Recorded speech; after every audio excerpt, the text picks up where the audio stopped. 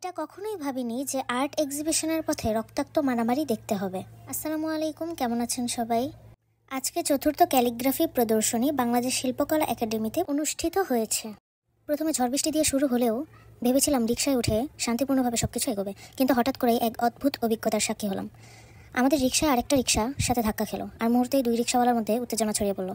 কথার লড়াই কিছুক্ষণের মাঝে মারামারিতে রূপ নিল। পাশেই পুলিশ দাঁড়িয়েছিল, কিন্তু তার কোনো পদক্ষেপ নিল না। লোকজন এগিয়ে এসে প্রথমে থামালেও ঝগড়াটা থামলো না। আবার কিছু দূর এগিয়ে দুজন একে অপরের উপর ঝাঁপিয়ে পড়লো।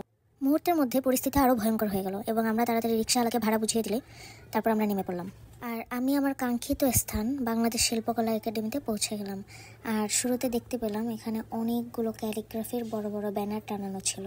আর আমরা পৌঁছানোর কিছুক্ষণ পরেই দেখলাম ক্যালিগ্রাফির উদ্বোধন অনুষ্ঠান শুরু হয়েছে। উদ্বোধন ঘোষণা করছি, সবাই একটা করতালি দিয়ে। অতিথি হিসেবে ছিলেন শিল্পী প্রফেসর ডক্টর আজহারুল ইসলাম চঞ্চল, আর আয়োজনে ছিলেন আর্ট ফাউন্ডেশন। ফুল দিয়ে তাকে সংবর্ধনা জানানো হলো। এরপর আমরা একে একে সবগুলো কাজ দেখতে শুরু করলাম। আর এক কথায় অসাধারণ, মাশাআল্লাহ, সবার কাজ অনেক সুন্দর ছিল। আজকের এই প্রদর্শনীতে এসে সত্যিই মনটা ভরে গেল। এখানে এত সুন্দর সুন্দর কাজ রাখা হয়েছে যা এক কথায় অবিশ্বাস্য। প্রতিটি শিল্পকর্মেই ছিল বিভিন্ন রকম সৌন্দর্য, ভিন্ন ভিন্ন রকম চিন্তার বহিঃপ্রকাশ। কোথাও নিখুঁত ক্যালিগ্রাফি, কোথাও আবার রঙের খেলায় আঁকা দৃশ্যপট। সবগুলোই দর্শকদের চোখে মনে এক ধরনের মুগ্ধতার আবেশ তৈরি করেছে।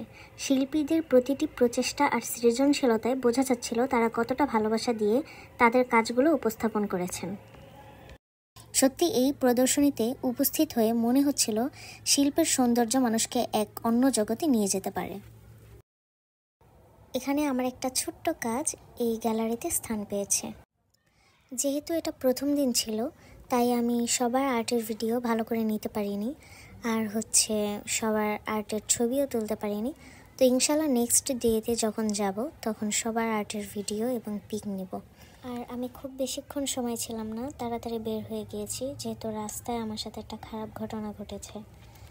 তাই তাড়াতাড়ি বাসায় যাওয়ার জন্য রওনা দিলাম। বাইরের দুনিয়াটা যেমন বিশৃঙ্খলাময় ছিল, এক্সিবিশনের ভেতরে ছিল শান্তি। দিনটা শুরু যেমন ভিন্ন অভিজ্ঞতা দিয়েছে, শেষটা দিয়েছে অনুপ্রেরণা আর শিল্পের ছোঁয়া। সেদিন শুধু আর্ট এক্সিবিশন নয়, জীবনের অদ্ভুত ভয়ঙ্কর এক অভিজ্ঞতারও সাক্ষী হলাম। তো এই ছিল আমার এক্সিবিশনের আজকের অভিজ্ঞতা। আর এটা 16 তারিখ পর্যন্ত শিল্পকলা একাডেমিতে চলবে। লোকেশন সেগুনবাগিচা, ঢাকা। আজকের মতো বিদায় নিচ্ছি, আল্লাহ হাফেজ।